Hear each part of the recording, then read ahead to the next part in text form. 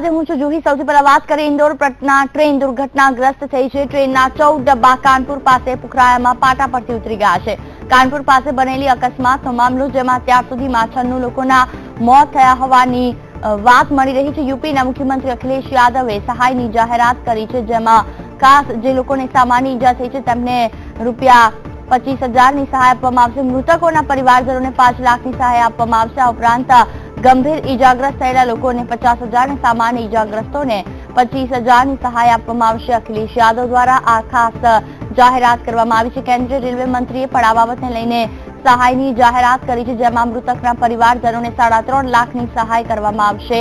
આ ઉપરાંત ગંભીર રીતે ઈજાગ્રસ્ત થયેલા લોકોને 50,000 સુધીની સહાય આપવામાં આવશે। દુર્ઘટનામાં 90થી વધુ લોકોના મોત થઈ ગયા। આંકડો અત્યારે 96 સુધી પહોંચ્યો છે। લગભગ 150 લોકો આ દુર્ઘટનામાં ઈજાગ્રસ્ત થયા છે। યુપી એડીજી દલજીતસિંહ ચૌધરી અને આઈજી કાનપુર જકી અહેમદે આ વાતની પુષ્ટિ કરી છે। રેલવે મંત્રી સુરેશ પ્રભુએ પીડિતોને વળતર આપવાની પણ જાહેરાત કરી છે। મૃતકોના પરિવારજનોને 3.5 લાખ રૂપિયા વળતર આપવાની જાહેરાત કરાઈ છે। ગંભીર રીતે ઈજાગ્રસ્ત મુસાફરોને 50,000 અને સામાન્ય ઈજા થઈ હોય તેમને 25,000 વળતરની જાહેરાત કરી છે। તો બીજી તરફ યુપી સરકારે મૃતકોના પરિવારજનોને 5 લાખ રૂપિયા આપવાની જાહેરાત કરી છે। ઈજાગ્રસ્તોને 50,000 સહાયની જાહેરાત કરી છે। દુર્ઘટના બાદ ડબ્બાઓમાં ફસાયેલા લોકોને બહાર કાઢવાની કામગીરી ચાલી રહી છે। રેલ રાજ્યમંત્રી મનોજ સિન્હા ઘટના સ્થળે જવા માટે રવાના થઈ ચૂક્યા છે। યાત્રિકોની મદદ માટે હેલ્પલાઇન નંબર પણ શરૂ કરવામાં આવ્યો છે। દુર્ઘટનાને કારણે અમુક ટ્રેન રદ કરવામાં આવી છે અને અમુક ટ્રેનને પણ ડાયવર્ટ કરવામાં આવી છે। ગંભીર રીતે જે લોકો ઈજાગ્રસ્ત થયા છે તેમને 50,000 સુધીની સહાયની જાહેરાત કરવામાં આવી છે। GS, E1, EB1, B2, B3, BE કોચને વધુ અસર થઈ છે। S1, S2, S3, S4, S5, S6 coach હાલ ખાલી અસરગ્રસ્ત અવસ્થામાં છે। રાહત બચાવ કામગીરી પૂરજોશમાં છે। જેસીબી મશીન દ્વારા તમામ કાટમાળને ખસેડવામાં આવી રહ્યો છે। મહત્વનું છે કે આ પાટા ઉપર આવનારી તમામ ટ્રેનોને ડાયવર્ટ કરાઈ છે। ઉપરાંત કેટલીક ટ્રેનોને રદ પણ કરવામાં આવી છે। કાનપુર પાસે આ ઘટના ઘટી છે। પટના ઇન્દોર એક્સપ્રેસ ખાસ કરીને 14 જેટલા ડબ્બા ખડકી ગયા હતા પાટા પરથી, જેને કારણે આ દુર્ઘટના સર્જાઈ। એનિમેશનના માધ્યમથી અમે આપણે બતાવવા જઈ રહ્યા છે। પૂર ઝડપે અડધી રાત્રે એટલે કે વહેલી સવારે 3:10 કલાકે જઈ રહેલી ટ્રેન અચાનક પહેલા એન્જિનમાં ધ્રુજારી આવી, ત્યારબાદ પ્રથમ ડબ્બો અને એન્જિન વચ્ચે એક તણખલા જેવું સર્જાયું અને ત્યારબાદ ધીમે ધીમે એન્જિન અને પાછળના 14 ડબ્બા અચાનક જ પાટા પરથી નીચે ઉતરી ગયા, જેને કારણે કેટલાક ડબ્બા પલટી ખાઈ જતા લોકોને ભારે નુકસાન થયું છે અને તેમાં મોતનો આંકડો વધ્યો છે। મહત્વનું છે કે વીટીવી આપને હેલ્પલાઇન નંબર પર બતાવી રહ્યું છે। જો આપના પર કોઈ પરિવારજનો આ ટ્રેનમાં મુસાફરી કરતા હોય, 19321 ટ્રેનનો નંબર છે પટના ઇન્દોર એક્સપ્રેસ, જેમાં અલગ અલગ જગ્યાના હેલ્પલાઇન નંબર સરકાર દ્વારા શરૂ કરવામાં આવ્યા છે, જ્યાંથી ઉપરાંત પટના, કાનપુર આ તમામ જગ્યાઓ પર જેના પણ પરિવારજનો રહેતા હોય તેઓ આ તમામ નંબરો પર ફોન કરીને ખાસ પોતાના પરિવારજનોની માહિતી મેળવી શકે છે। મહત્વનું છે 96 જેટલા લોકો હાલ તો મોતને ભેટી ચૂક્યા છે। જે લોકો ઈજાગ્રસ્ત થયા છે ત્યાં તાત્કાલિક તેમને સારવાર આપવામાં આવી રહી છે અને કાનપુરની નજીકની હોસ્પિટલમાં ખસેડવામાં આવી રહ્યા છે।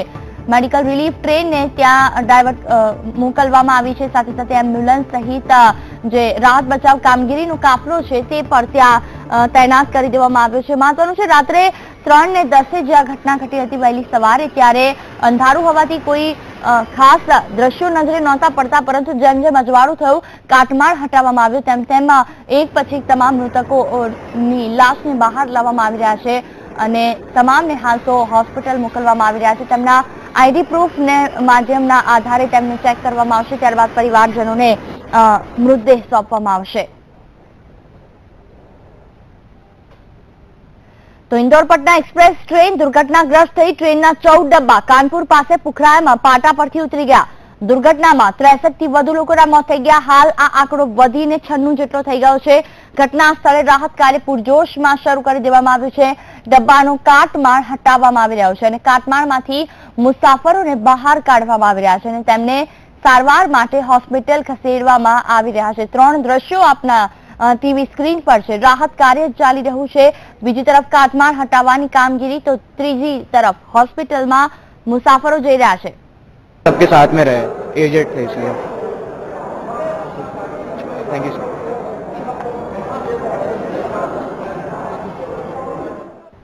તો હોસ્પિટલમાં મુસાફરોને સારવાર આપવામાં આવી રહી છે. કાનપુરમાં સર્જાયેલી દુર્ઘટના અંગે ખાસ પ્રધાનમંત્રી નરેન્દ્ર મોદીએ પણ દુઃખ વ્યક્ત કર્યું છે.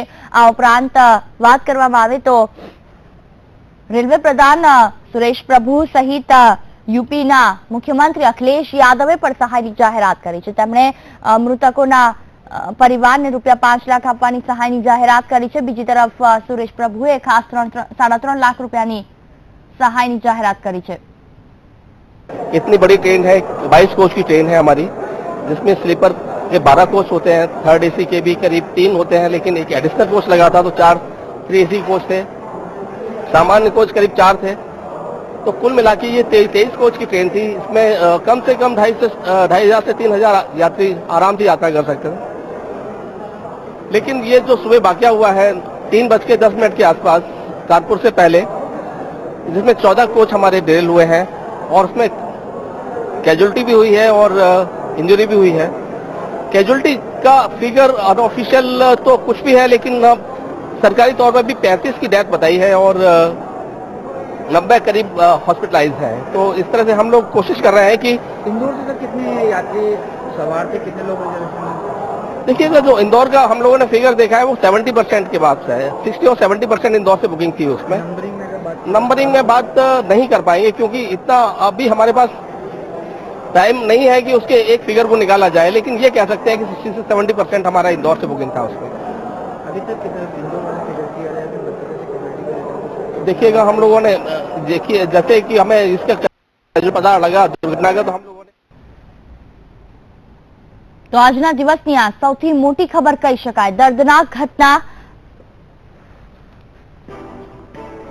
इंदौर पटना एक्सप्रेस जे पाटा परथी उतरी पड़ता लोकोने हालाकी पड़ी सहित दृश्यों में आप जे जोई रह्या छो परिस्थिति खूब ज करुण छे.